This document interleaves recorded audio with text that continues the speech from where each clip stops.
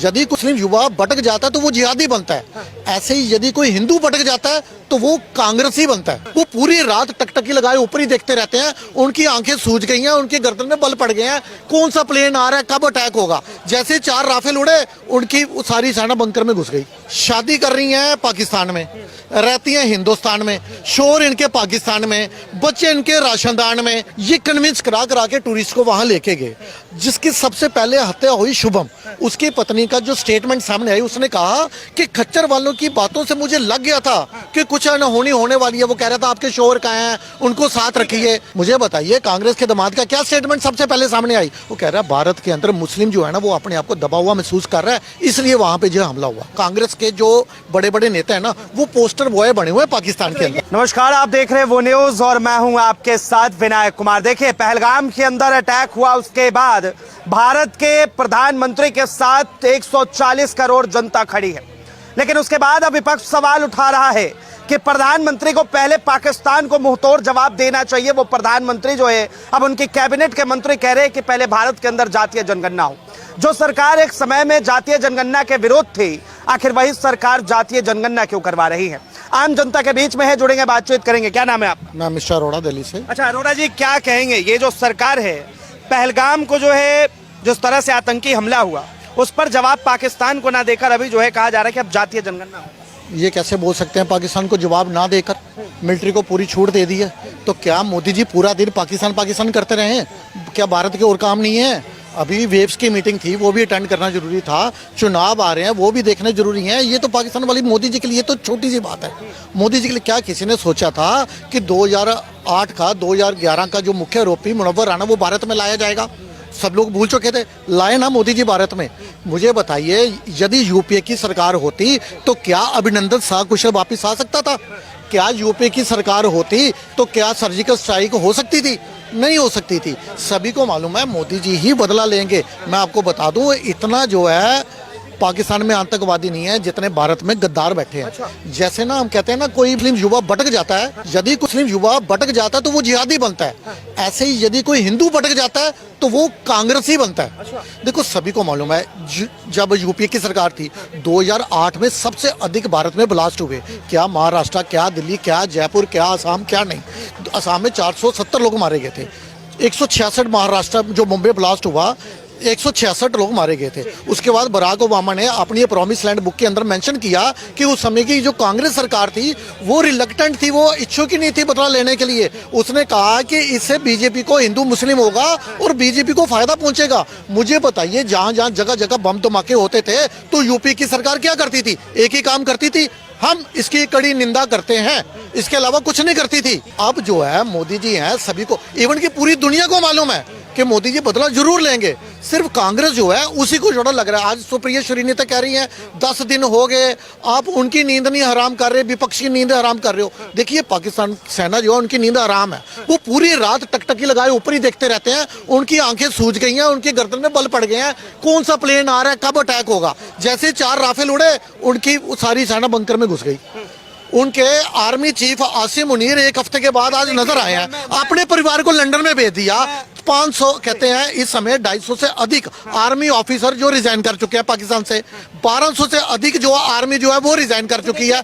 उनका अलग सूखा हुआ है, विपक्ष को नहीं समझ आ रही। पाकिस्तान प्रेमी जो है भारत के अंदर बड़े देखे जा रहे हैं। कई जगह पे देखा गया कि भाई बुरखे वाली जो महिला है पाकिस्तान के झंडे को निकालते हुए नजर आई लगातार, चाहे वो उत्तर प्रदेश हो या फिर आंध्र प्रदेश, हर जगह से ऐसी वीडियो आ रही है। क्या कहेंगे? देखिए, मैं आपके चैनल के माध्यम से माननीय मोदी जी से यह अपील करना चाहूंगा, यदि भारत की कोई महिला पाकिस्तानी से या बांग्लादेशी से शादी करती है तो उसकी नागरिकता तुरंत खारिज हो जानी चाहिए।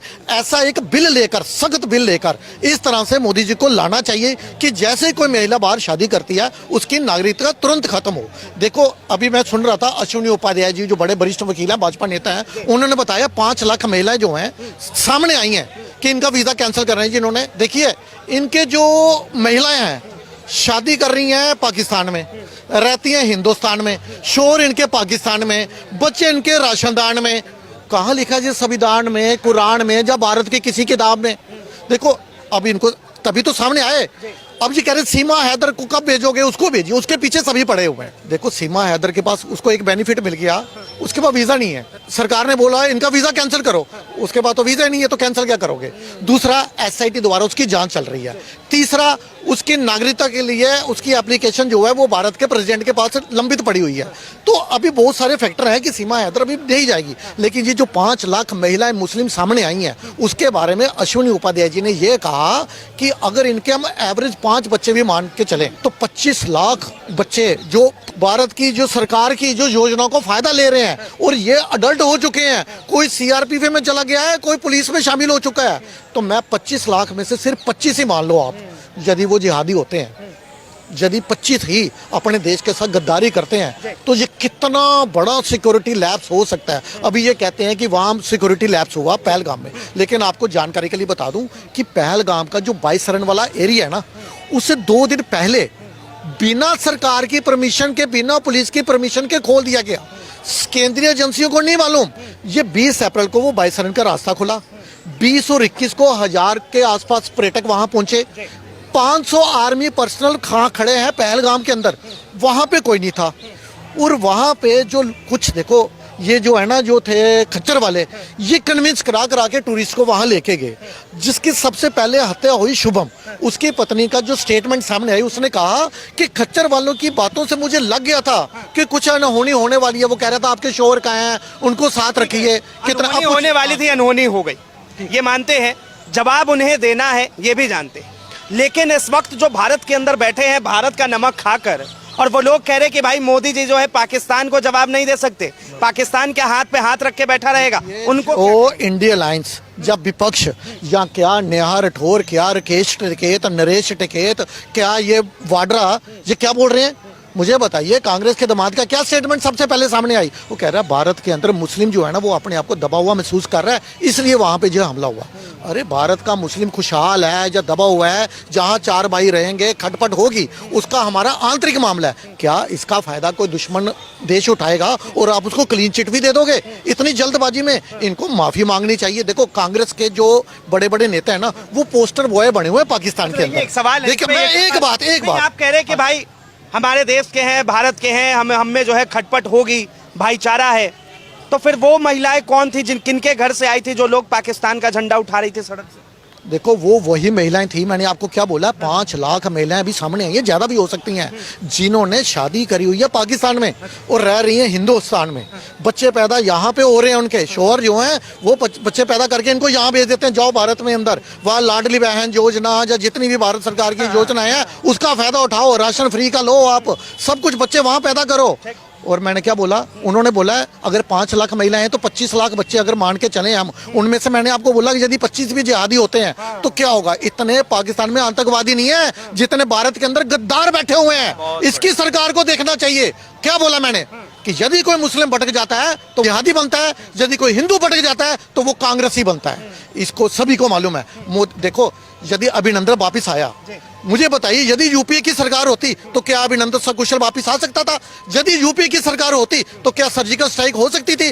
कितने आतंकवादी हमले हुए यूपीए की सरकार के समय। यूपीए के समय 2008 में भारत में 6 बड़े आतंकवादी हमले हुए। क्या बॉम्बे के अंदर 2 ब्लास्ट हुए, रेल के अंदर हुआ, उसके बाद 26/11 हुआ, जयपुर में हुआ, दिल्ली के अंदर 26 बंदे मारे गए, असम के अंदर 470 लोगों ने जान गंवाई, 26/11 में 166 लोगों की हत्या हुई। और उसके बाद यदि कसाब जीवित ना पकड़ा जाता तो इन्होंने आरएसएस की साजिश और हिंदू आतंकवाद, दिग्विजय सिंह का बयान सामने आ चुका था, हिंदू आतंकवाद। मुझे बताइए यूपीए के समय सभी को मालूम है कि क्या होता था, बड़े बड़े बम लग के हर एक मार्केट के अंदर बोला जाता था कोई संदिग्ध वस्तु बम हो सकती है, बस इसके पीछे लिखा जाता था आपकी सीट के नीचे बम हो सकता है। हर एक नागरिक त्योहारों के दिनों में डरा सा रहता था। आज भारत आंतरिक रूप से भी, एक्सटर्नल लेवल पे भी और इंटरनल लेवल से मोदी जी ने सुरक्षा प्रदान की है। देखो 99% आतंकवादी घटनाएं कम हुई हैं एनडीए की सरकार में।